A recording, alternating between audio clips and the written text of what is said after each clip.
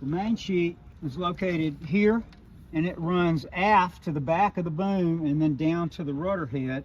I'm going to release or uncoil the main sheet.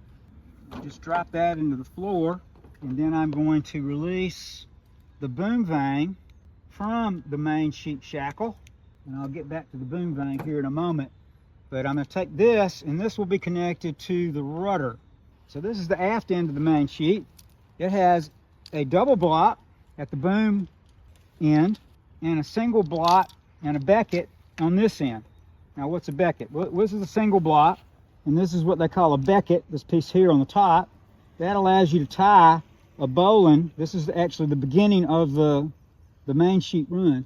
This goes to the lower single block and then back around this block and then back up to the second block into the cockpit. Okay, so you get great mechanical advantage with that setup.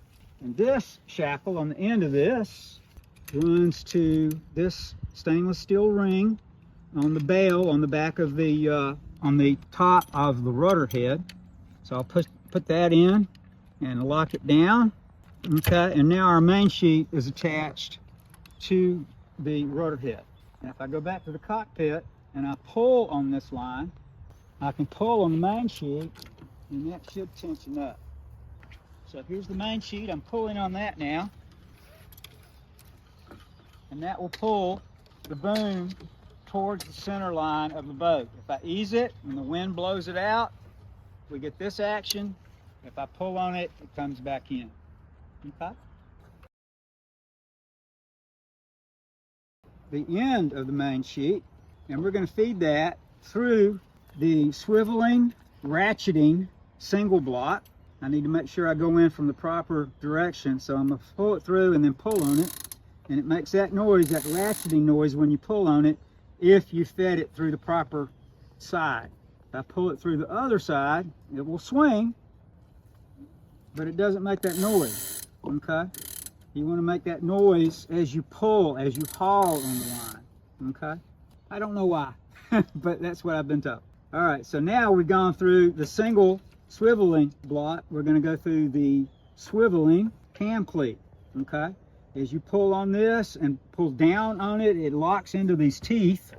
Okay? And when a load is placed on the line now from the sail pushing, or the wind pushing against the sail, it will not allow that to go backwards. Okay?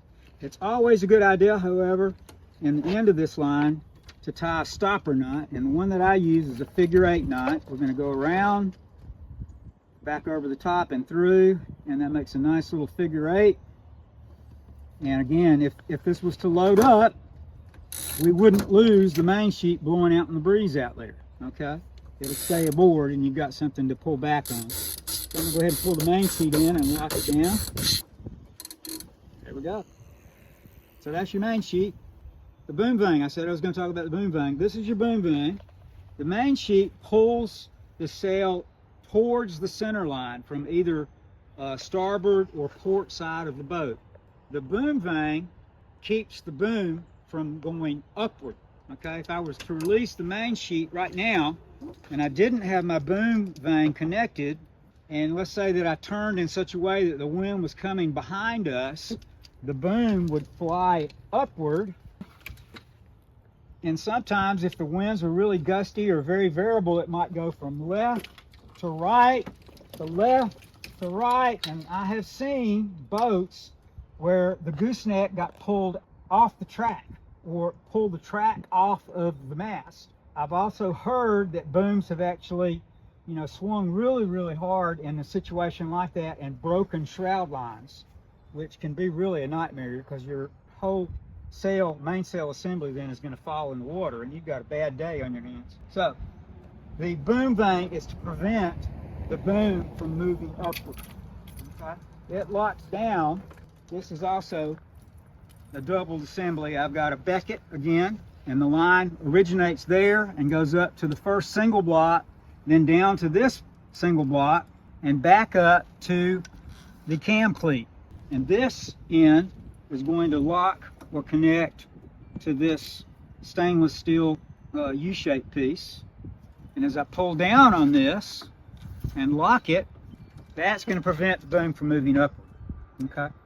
And I like to get rid of the excess line by just, you know, after I've tightened it down, I just go around this piece and I go over the gap between the block and the cleat. And then I use what I call a daisy chain. It's a crocheting knot. You just make a loop and you go around the lines and push a loop through and a loop through, and then you take the tail and you push it through, and you've gotten rid of all that excess line that might go down into the centerboard well or get under someone's foot or wrapped around someone's ankle and make a nuisance of itself. So that just keeps it up out of the way.